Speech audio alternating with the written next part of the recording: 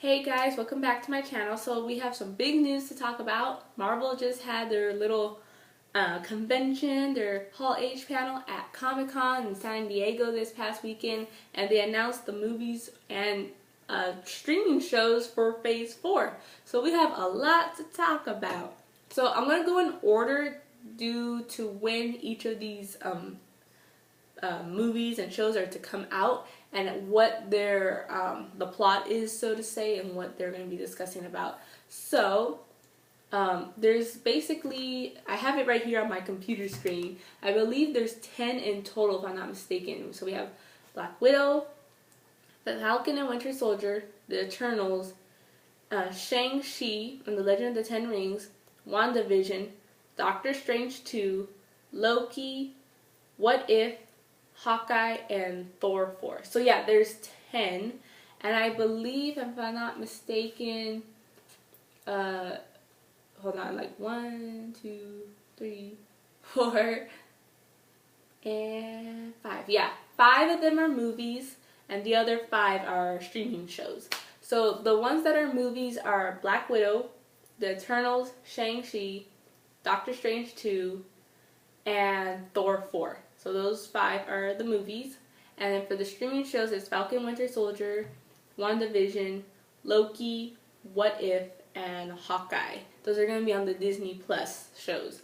Now, to start off, so the first one on Phase 4's schedule is on May 1st, 2020, which is the new, finally long-awaited Black Widow movie. Finally, she gets her movie after 10 years since she appeared in the sequel to Iron Man 2. She's finally there. She's finally getting her movie. Anyway, so basically this one is about, so Black Widow, which is obviously Scarlett Johansson as the titular character. It also includes David Harbour, Florence Pugh, and Rachel Weisz. So basically, I thought, okay, at first I was really looking forward to this movie because I really wanted to know her origin story of how she became a Russian spy, a femme fatale, and whatnot. But I got a little disappointed when I realized that this movie is going to take place after the events of Captain America Civil War. And yeah, I'm pretty sure it's going to be a good standalone Black Widow movie with spy, espionage, aesthetics and stuff. I'm pretty sure it's going to be a good movie. But that's not really the story I wanted. I wanted to see the events before Iron Man 2. That's what I wanted to see. I wanted to see, her as a child taken in by the Red Room, being trained by the Russians to be this spy, this femme fatale. How she got, cross paths with the Winter Soldier. That's what I really wanted. I really wanted the Winter Soldier to be in this movie. I think the relationship between Natasha and Bucky in the comics is like such a beautiful relationship. And I never got it. I never got it in any of the MCU movies, and I'm so disappointed about that. It's not even in this one. So I'm really bummed out about that. Not even Hawkeye's in this. I want to see also how Hawkeye saved Black Widow, I guess you can say. How she met Nick Fury and the rest of the S.H.I.E.L.D. agents. They're not putting that in here. This is only the events after Civil War instead of... I really wanted to see before Iron Man 2, but I'm not getting that. So yeah, the movie might be a good standalone movie, but it's not the story I wanted. So I'm a little disappointed, but we'll see. We'll see how it does. But then what's interesting is that after Black Widow is the Falcon and Winter Soldier in fall 2020. Don't know too much of what the plot is about, but one can assume that it's obviously how they're being affected after Captain America's retirement. And now that the shield has been passed on from what it seems like to Sam Wilson, Falcon, how they have to now, carry on Cap's legacy.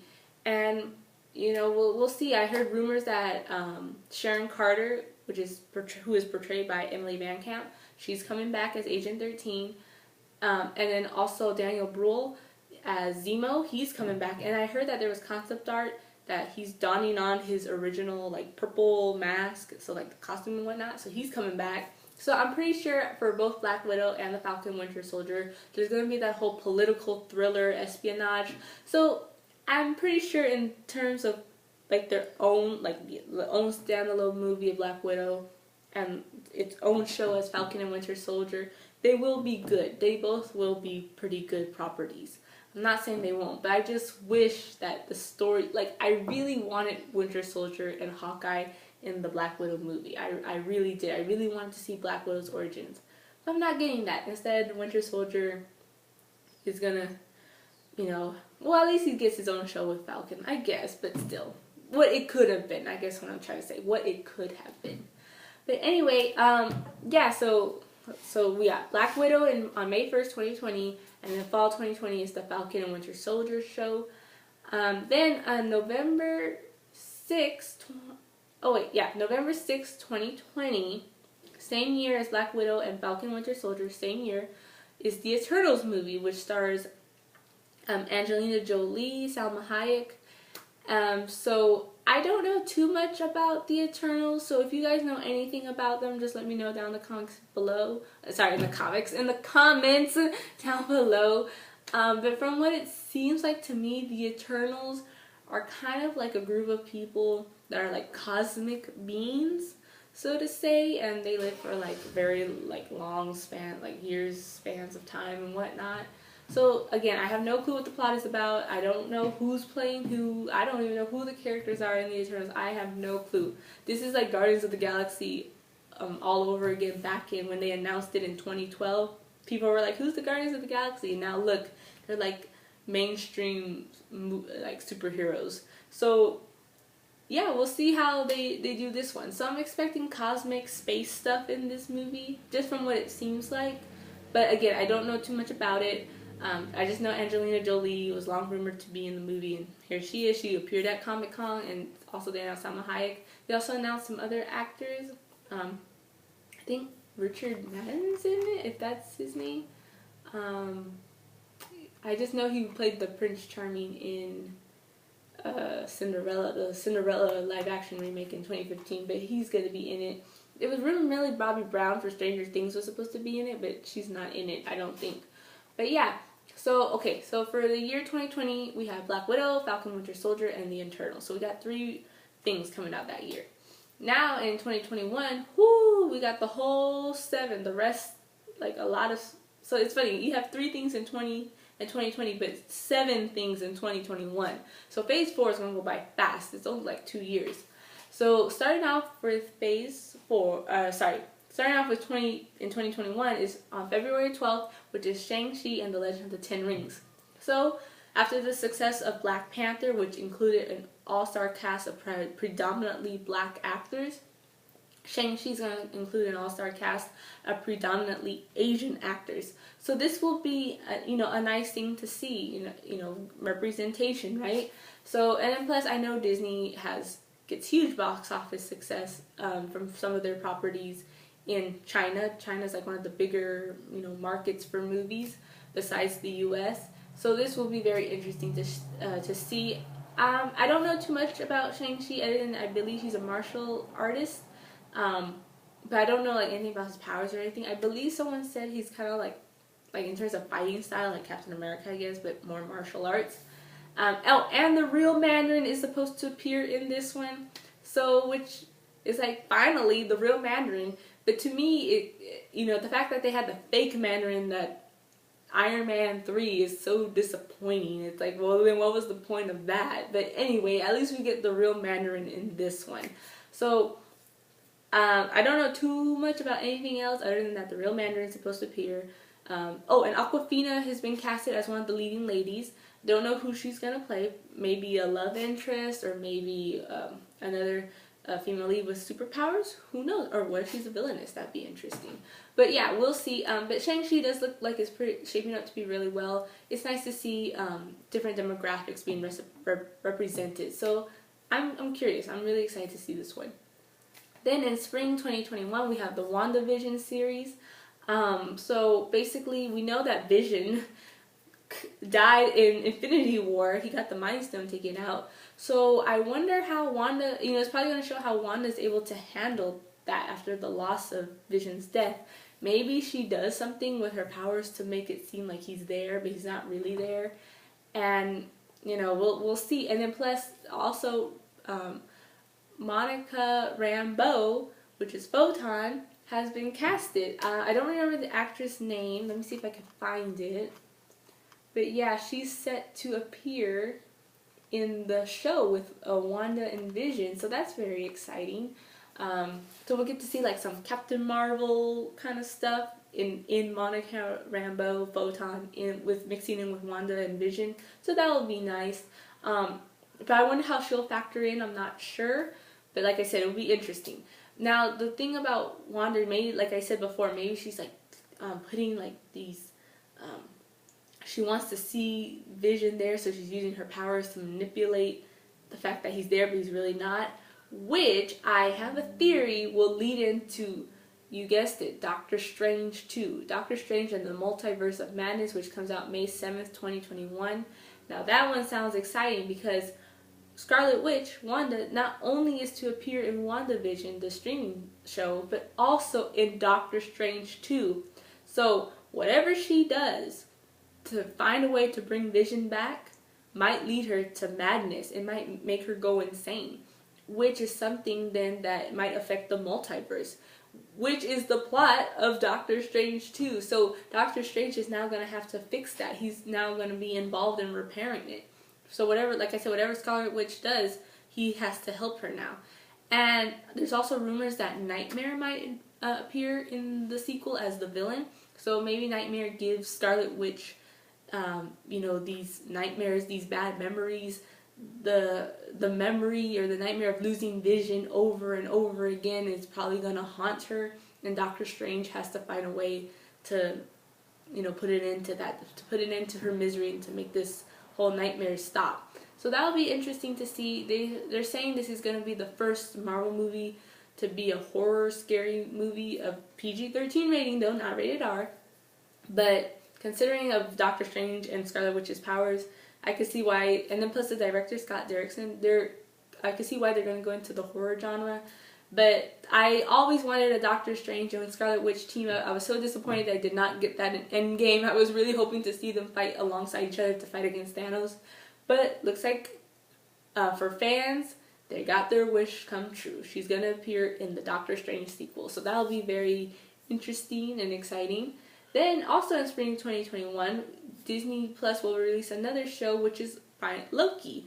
So we'll get to see, but this is not the original Loki from like the current timeline. This is an alternate timeline Loki. The one, if you guys remember from Endgame, where Loki escaped in 2012 with the Tesseract. So obviously he did not have his arc from Thor: The Dark World, from Thor Ragnarok, all that stuff. He didn't have that arc. So this Loki is still probably a villain. He's probably still a jerk, an a-hole. So yeah, Tom Hiddleston is going to be so sassy as Loki in this streaming show, I'm pretty sure.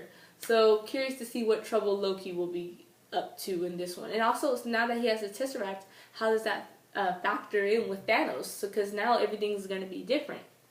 So I'm curious to see how that's going to turn out. Then in summer 2021, we have the What If show. I believe it's going to be an animated show, cartoon, I'm not sure. But it's basically showing like what if these superheroes were different. Like, different timelines, different characterizations, different arcs and whatnot. For example, they brought up the fact, like, what if was Peggy Carter, Haley Atwell's character, who takes the super soldier serum and not Steve Rogers. And obviously she's the one who's going to become the captain. I don't know, I'm not sure she's going to be Captain America, because... well, she might be Captain America. She's a female Captain America. Or Captain Britain, because, she's British and whatnot. And then Steve Rogers will end up being Iron Man. So Howard Stark will give him the tools to, to build his suit and whatnot. So that's one of the what-if storylines. So yeah, that'll be interesting to see. Then in fall 2021, we have the Hawkeye show. So Jeremy Renner is set to appear, but this is going to focus more on Kate Bishop, which is one of Hawkeye's students, I guess you could say. She takes on the mantle of Hawkeye. So maybe Clint Barton is planning to retire since, he's been through hell, so to say. He wants to spend time with his family since he missed 5 years with them. So he wants to pass on the mantle to someone else, which is going to be Kate Bishop. They haven't announced who the actress is going to be, but they probably will find her very soon. Now, last on the list is Thor 4, Love and Thunder. Now this is the only Marvel character to get 4 movies, because all the other characters, like the main characters, Cap and Iron Man, got 3 movies. Their trilogies are finished. Obviously, as we can also see in Endgame, their stories are done. However, Thor's, I will admit, I feel like his story, there's so much more to talk about. He still has more to go through. So yeah, his story is not finished. He even in Endgame, you could tell his story wasn't over, because he's still finding himself. Since he lost everything, he lost his home, he lost his family, some of his friends were killed. So he's still trying to discover himself. So I wonder how this is gonna turn out. But we did get a little idea of what the movie will be about. Basically, Natalie Portman is back, which is a shocker, because last time I remember, Natalie Portman was not supporting Marvel at all, and she said that she was done with Marvel. And now that she's back, I'm really shocked. I wonder how Marvel convinced her, or what made her. I'm just shocked. But there's rumors that I don't want to say it's rumors. I think it's pretty much confirmed that she's going to be playing a female Thor, so to say. So she will be worthy of the hammer. She'll be worthy to wield Mjolnir. So I wonder if they're going to go closely to the comics, where Jane Foster is suffering from cancer, but every time she's able to wield Mjolnir, she's able to fight and whatnot. But I think, if I'm not mistaken, the more she uses the hammer, the weaker and weaker she gets. I'm not sure how it goes exactly, but I'm just rambling here. But yeah, so she's back, and then Tessa Thompson's back too, as Valkyrie. So I wonder Taika Waititi. Oh, Taika Waititi is back too. I wonder if he's gonna do a whole love triangle, since it is called Love and Thunder. If he's gonna do a whole love triangle between like Thor, Valkyrie, and Jane Foster. That'll be totally weird and interesting, but we'll see.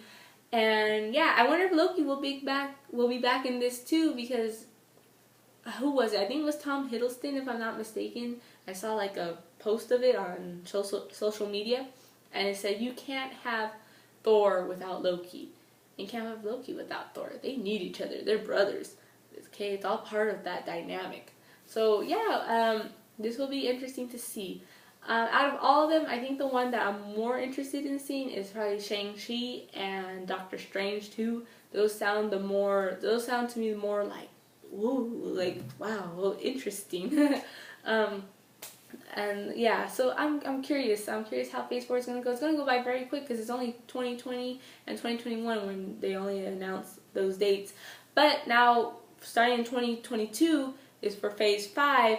And as you noticed, there's no mention of Black Panther 2, Captain Marvel 2, Guardians of the Galaxy 3, and Kevin Feige did say that he's saving those for Phase 5, so 2022 and beyond. So those movies are going to be reserved for Phase 5, so they are in development. Kevin Feige did not forget about them. They're in development. And also, they announced Blade. They're renewing Blade for Phase 5, and it's starring the actor from Green Book. What's his name? Let me see. I don't want to butcher his name. Let me see if I can find it. I know who he is. I just don't want to butcher his name. Let me see. Because we all know that Wesley Snipes was the famous, Mahershala Ali. Mahershala Ali. Yeah, he was in the Green Book. So now he's going to be playing Blade. Because we all know Wesley Snipes was the original Blade back in the 90s. So it's going to be interesting how they're going to reboot this character. And, who knows? Hopefully, since Marvel rebooted characters like Daredevil on Netflix, but sadly Netflix took it down, and all the other like superheroes like Jessica Jones, Luke Cage, Punisher, Iron Fist, I wonder if they'll do the same for, I wonder if they're going to reboot those characters and put them on the big screen or on the Disney Plus show. They should. I think they deserve more. If they're willing to do this for Blade, like give him another chance rebooting the character, they should do the same for the others. But that's just my opinion. So, yeah, this is going to be interesting. I wonder, Phase 4 and Phase 5 are on their way. I just can't believe that Marvel, it's amazing how Marvel has gotten this far. They keep releasing success after success. Oh, and congratulations, speaking of success, congratulations to Marvel and to the Russo brothers and for all the other cast and crew members for helping Avengers Endgame to finally surpass Avatar. Now Avengers Endgame is the highest grossing film of all time. So congratulations to Marvel and to Disney. Well, Disney owns both properties now, but I'm pretty sure they're happy. So yeah, applause to you guys. So yeah, that was my thoughts on the whole Marvel Phase 4 and, a little bit of Phase 5. You can kind of get a taste of Phase 5 with Blade, Black Panther 2, Captain Marvel 2, and Guardians 3. But we'll see. We'll see what they announce for next year's Comic-Con.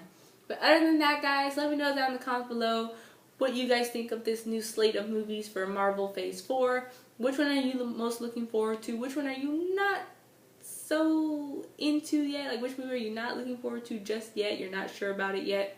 Anyway, let me know down in the comments below. You can subscribe, and as always, take care, guys. Bye!